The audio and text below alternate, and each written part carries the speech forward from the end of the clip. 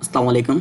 इस वीडियो के अंदर मैं आपको बताऊंगा कि हम लोग काउंट इफ में जो है वो सेम कॉलम के ऊपर जो है वो मल्टीपल क्राइटेरिया किस तरीके से अप्लाई कर सकते हैं। ठीक है, तो सबसे पहले मैं अपने डाटा पर आ जाता हूँ। अच्छा, यहाँ पे मैंने रोस्टर बनाया हुआ है। ठीक है, सबसे पहले मैं आपको वो प्रॉब्लम दिखाता हूँ कि जो मल्टीपल क्राइटेरिया सेम कॉलम के ऊपर काउंट इफ के अंदर देते हैं तो हमें क्या रिजल्ट दिखाता है। इस तरीके से यहाँ पे जो है वो शिफ्ट्स हैं। ठीक है, मॉर्निंग की शिफ्ट्स हैं 1 M 2 M 3, इस तरीके से इवनिंग की हैं और नाइट की हैं। ठीक है, तो यहाँ पे सबसे पहले मैं काउंट का फार्मूला लगाता हूँ। मुझे यहाँ पे सारी मॉर्निंग की शिफ्ट जो है वो काउंट करनी है। ठीक है, सबसे पहले उसने मुझे क्राइटेरिया रेंज मांगी, मैंने क्राइटेरिया रेंज सेलेक्ट कर ली। उसके बाद वो मुझसे क्या कह रहा है कि आपको क्राइटेरिया क्या है, मतलब आपको क्या काउंट कराना है। तो मैंने कहा मुझे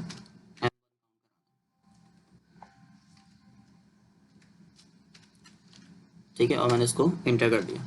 तो मुझे बता रहा है कि यहाँ पे आपके जो M1 है वो कितने हैं, 2 है। ठीक है, अब मैंने इस फार्मूले को एडिट किया और मैंने एक और क्राइटेरिया दिया। क्राइटेरिया रेंज उसने मुझसे मांगी, मैंने क्राइटेरिया रेंज सेलेक्ट कर ली। उसके बाद फिर जो उसने कहा कि आपको क्या काउंट कराना है, मैंने कहा मुझे M2 काउंट कराना है। तो मैंने इंटर कर दिया, तो मुझे क्या दे रहा है, 0 दे रहा है। ठीक है, क्योंकि काउंट इफ जो है वो कभी भी सेम कॉलम के अंदर मल्टीप्लाई क्राइटेरिया अप्लाई नहीं करता। ठीक है, अच्छा क्यों नहीं करता वो भी हम देख लेना।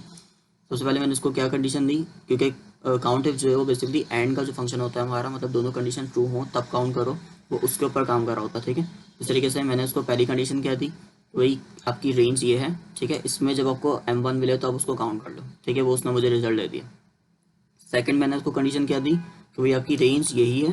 ठीक है, इसमें जब आपको M2 मिले तो आप उसको काउंट कर लो। ठीक है, लेकिन क्योंकि मैंने दो कंडीशन दी हुई थी, पहला क्राइटेरिया मेरा क्या था M1 और दूसरा क्राइटेरिया क्या था M2। अब दोनों का क्योंकि कॉलम सेम था तो इसलिए वो इसी कॉलम में क्या करेगा कि जाके चेक करेगा कि जहाँ पे M1 भी आ रहा हो और उसी में M2 भी आ रहा हो।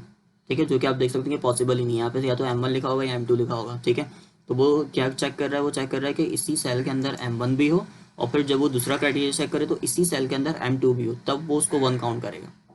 क्योंकि दोनों क्राइटेरिया जो है वो उसके मैच होंगे, दोनों क्राइटेरिया जो है वो उसको ट्रू होंगे, तब जाके जो है वो उसको काउंट करेगा। ठीक है, अब ऐसा क्योंकि जैसे भी तो पॉसिबल ही नहीं है, क्योंकि M2 जो है वो किसी और सेल में आ रहा होगा और जब M2 आ जाएगा तो उस पर M1 नहीं आएगा। तो इसलिए सेम कॉलम के अंदर जो है वो हम काउंट इफ में मल्टीपल क्राइटेरिया इस्तेमाल नहीं कर सकते। ठीक है, तो उसके लिए हमें क्या करना होगा, उसके लिए हमें जो है वो प्लस का साइन जो है वो इस्तेमाल करना पड़ेगा काउंट इफ के लिए। ठीक है, किस तरीके से, अब हमने इसको रिमूव कर दिया। ठीक है, सिर्फ एक क्राइटेरिया दिया उसको क्योंकि हमारा कॉलम सेम था। ठीक है, अच्छा अगर हमारा कॉलम चेंज है, जिस तरीके से अगर आप यहाँ पे सम कराना चाहते हैं कि भाई यहाँ पे M1 आ रहा हो या M2 आ रहा हो तो आप उसको काउंट कर लो, तो वो उसको काउंट करेगा। ठीक है, लेकिन वो भी दोनों कंडीशन ट्रू होंगी तब। जिस तरीके से अगर मैं यहाँ पे इसको रेंज ये वाली दे देता, ठीक है, मैं बोलता कि जब यहाँ पे M2 आ रहा हो तो उसका मतलब क्या होता है कि जब यहाँ पे M1 आ रहा हो और इस वाले कॉलम में M2 आ रहा हो तब उसको काउंट करो, तो वो उसको काउंट करता है, अदरवाइज उसको वो काउंट नहीं करता। ठीक है, क्योंकि दोनों कंडीशन ट्रू होती हैं तब वो काउंट करता है, मतलब जितने भी हमने क्राइटेरिया दिए हैं अगर वो सब ट्रू होंगे तो वो उनको काउंट करेगा, अदरवाइज काउंट नहीं करेगा। ठीक है, अच्छा तो यहाँ पे मुझे क्या करना है, मुझे मल्टीपल क्राइटेरिया लगाने हैं सेम कॉलम के ऊपर। तो मैं क्या करूँगा, सिंपल यहाँ पे प्लस का साइन इस्तेमाल करूँगा। मैं यहाँ पे अपने फार्मूला को कॉपी कर लेता हूँ और आगे पेस्ट कर देता हूँ। ठीक है, अब मुझे सेकंड क्राइटेरिया में क्या चाहिए, M2। उसके बाद मुझे थर्ड क्राइटेरिया में क्या चाहिए, M3।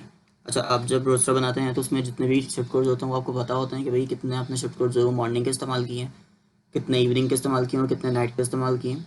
तो वो सब जो है वो आपको यहाँ पे प्लस के साइन के साथ काउंट के अंदर डालने पड़ेंगे। ठीक है, अगर 10 टी कोड्स हैं तो आपको 10 टाइम्स जो है वो काउंटिव प्लस के साथ इस्तेमाल करना पड़ेगा। ठीक है, अच्छा तो अब यहाँ पे होगा क्या कि वो सबसे पहले मुझे M1 काउंट करेगा। ठीक है, ये अलग, ये यहाँ पे जो फार्मूला है ये M2 काउंट करेगा, ये जो यहाँ पे फार्मूला है ये M3 काउंट करेगा, और फिर उन तीनों को जो है वो यहाँ पे क्योंकि प्लस का साइन लगा हुआ है तो उन तीनों का आपस में सम कर देगा और मुझे टोटल बता देगा।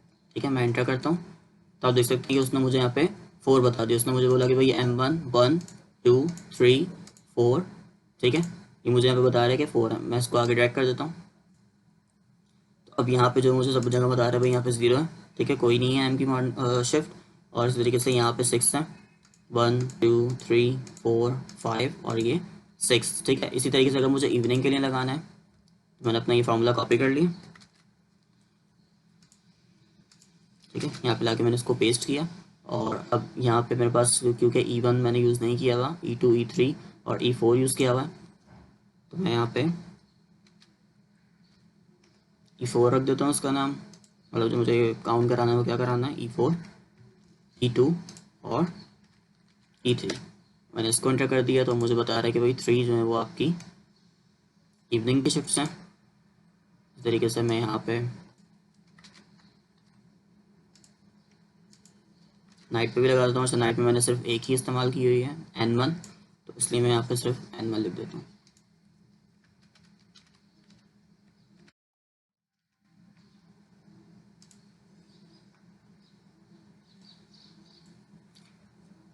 ठीक है, तो अब आप यहाँ पे देख सकते हैं कि भाई मेरे पास जो है वो काउंट का फॉर्मूला अप्लाई हो गया है मल्टीपल क्राइटेरिया पे सेम कॉलम पर।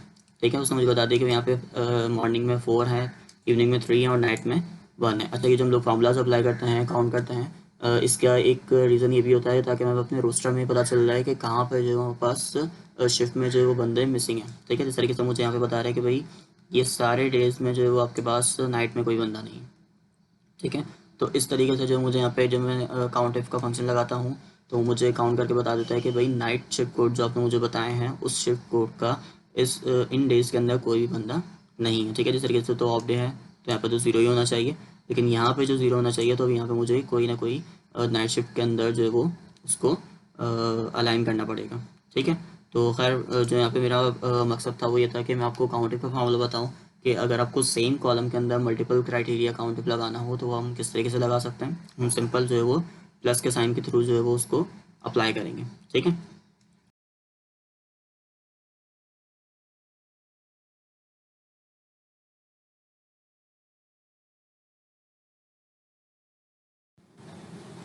अस्सलाम वालेकुम। इस वीडियो के अंदर मैं आपको बताऊंगा कि हम लोग काउंट इफ के फार्मूले के अंदर जो है वो सेम कॉलम के ऊपर मल्टीपल क्राइटेरिया किस तरीके से लगा सकते हैं। लास्ट वीडियो में मैंने आपको बताया था, मैंने उसकी एक ट्रिक बताई थी आपको कि आप जस्ट जो है वो एक प्लस का साइन लगा के और 2 बार जो है वो काउंट इफ लगा लें। इस तरीके से अगर आपके 4 टाइम क्राइटेरियाज हैं, 4 क्राइटेरियाज हैं, तो आप जो है वो 4 टाइम जो है वो प्लस करके और फार्मूलाज को अप्लाई कर दें। ठीक है, आज मैं जो आपको सेकंड ट्रिक बताऊंगा जिसमें जो है वो आपको दोबारा से फार्मूला अप्लाई करने की जरूरत नहीं पड़ेगी, बल्कि वही जो आपको क्राइटेरिया लगाने हैं आप उसी में जो है वो और की लॉजिक लगा देंगे। ठीक है, तो सबसे पहले मैं एक्सेल पर आ जाता हूँ। अच्छा, ये मेरे पास वही शीट है सेम। ठीक है, जिसमें मैंने आपको बताया था कि हम यहाँ पे हमने जो काउंट इफ लगाया था उसमें हमने M1 M2 M3 3 टाइम्स जो है वो काउंट इफ लगाया था और बीच में प्लस का साइन लगा दिया था। ठीक है, तो अब हम वही काम दोबारा करेंगे, वही फॉर्मूला अप्लाई करेंगे काउंट इफ का कि सेम कॉलम के ऊपर मल्टीपल क्राइटेरिया जो है वो किस तरीके से लगता है, लेकिन इस बार जो है हम लोग लॉजिक यूज़ करेंगे और की। ठीक है, तो सबसे पहले मैं यहाँ पे काउंट इफ ले लेता हूँ। अच्छा, उसके बाद ये मुझसे क्राइटेरिया रेंज पूछ रहा है तो मैंने क्राइटेरिया रेंज अपनी ले ली।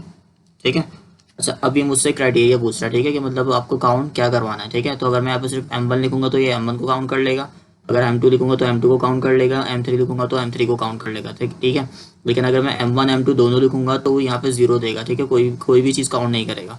तो उसको अगर मुझे यहाँ पे और की लॉजिक लगानी है तो वो हम किस तरीके से लगाते हैं। ठीक है, लास्ट फॉर्मूले में मैंने आपको बताया था कि हम लोग जो है वो एक बार काउंट अप लगा के उसमें जो है वो सिंपल M1 दे देते हैं। ठीक है, वो M1 को काउंट कर लेते हैं, फिर हम प्लस का साइन लगा के और फिर दोबारा से काउंट इफ लगाते हैं, उसमें जो क्राइटेरिया देते हैं वो M2 दे देते हैं, फिर उसके बाद दोबारा प्लस का साइन लगा के और फिर तीसरी बार काउंट इफ लगा के उसमें जो है वो हम क्राइटेरिया M3 दे देते हैं। ठीक है, तो अब मैं चाहता हूँ कि मैं ये बार बार जो है वो फार्मूलाज ना लगाऊं, क्योंकि अगर मेरे पास फॉर एग्जांपल 30 क्राइटेरियाज हैं तो अब 30 टाइम्स फार्मूला लगाना जो है वो मेरे लिए बहुत ज़्यादा डिफिकल्ट होगा। तो इसलिए मैं यहाँ पे क्या करूँगा, मैं इसमें और की लॉजिक लगाऊंगा। किस तरीके से, यहाँ पे हम लोग ब्रैकेट लगाएंगे। ठीक है, और ये कर्ली ब्रैकेट लगाएंगे। उसके बाद फिर हम यहाँ पे जो है अपना जो भी हमारा पहला क्राइटेरिया है, जैसे मुझे यहाँ पे M1 काउंट करना है तो मैंने यहाँ पे M1 दे दिया। ठीक है, कॉमा, फिर उसके बाद मैं यहाँ पे अपना सेकंड क्राइटेरिया लिख दूंगा M2, कॉमा, फिर उसके बाद यहाँ पे मैं अपना थर्ड क्राइटेरिया लिख दूंगा M3। अच्छा, ये कॉमास के साथ आएगा। ठीक है, उसके बाद ये कर्ली ब्रैकेट हम लोग क्लोज करेंगे और उसके बाद जो फार्मूला है उसको हम अपना क्लोज कर देंगे। अच्छा, यहाँ पे जो हमने और की लॉजिक तो लगा दी, लेकिन हमें स्टार्ट में जो है यहाँ पे सम का फार्मूला भी लगाना पड़ेगा ताकि ये जो तीनों क्राइटेरियाज हैं इसको काउंट करके और सम के अंदर उसको ऐड कर दें। ठीक है, अगर मैं अभी इसको डायरेक्ट करता हूँ तो मुझे यहाँ पे जो है वो रॉन्ग रिजल्ट दिखा रहा है। ठीक है, जो सिर्फ फर्स्ट क्राइटेरिया जो मैंने दिया है इसको M1, ये सिर्फ मुझे उसका रिजल्ट दिखा रहा है। ठीक है, क्योंकि M1 यहाँ पे 2 टाइम्स आ रहा है। अब जैसे यहाँ पे M2 जो है वो यहाँ पे 1 टाइम आ रहा है, अगर फॉर एग्जांपल मैं यहाँ पे स्टार्ट में जो है वो M2 कर दूँ और फिर आगे जो है मैं इसको M1 कर दूँ तो ये अब मुझे जो है वो 1 रिटर्न करेगा, क्योंकि सिर्फ फर्स्ट वाला जो समझ लो मैंने क्राइटेरिया दिया, जैसे आप देख सकते हैं यहाँ पे मुझे 1 रिटर्न कर रहा है, क्योंकि जो भी यहाँ पे फर्स्ट क्राइटेरिया है ये उसको जो है वो काउंट कर रहा है, ठीक है। तो अब मैं क्या करूँगा, इसके स्टार्ट में सम लगा दूंगा ताकि जो मेरी और की लॉजिक है ये इन तीनों क्राइटेरिया को जो है वो काउंट करके और सम कर दे, ठीक है। अब मैं एंटर करता हूँ तो आप देख सकते हैं कि अब मुझे वो क्या रिटर्न कर रहा है, 4 रिटर्न कर रहा है, ठीक है। क्योंकि यहाँ पे मेरे पास M1 1 2 3 और 4 ये 4 टाइम्स आ रहा है, ठीक है। अगर फॉर एग्जांपल मैं यहाँ पे E2 को भी जो है वो M1 कर देता हूँ तो आप देख सकते हैं कि मेरा जो रिजल्ट है वो यहाँ पे चेंज हो गया है, ठीक है। तो इस तरीके से जो है वो हम लोग यहाँ पे और की लॉजिक जो है वो काउंट इफ में यूज़ करते हैं जब हमें सेम कॉलम के अंदर मल्टीपल क्राइटेरिया लगाने होते हैं। मतलब एक ही कॉलम के अंदर जो है वो हमें मल्टीपल चीज़ें काउंट करवानी है, तो वो काउंट इफ के फॉर्मूले से नहीं होता, तो उसमें फिर हम लोग जो है वो इस तरीके से और की लॉजिक लगाते हैं और उसके साथ सम का फॉर्मूला लगाते हैं, ठीक है।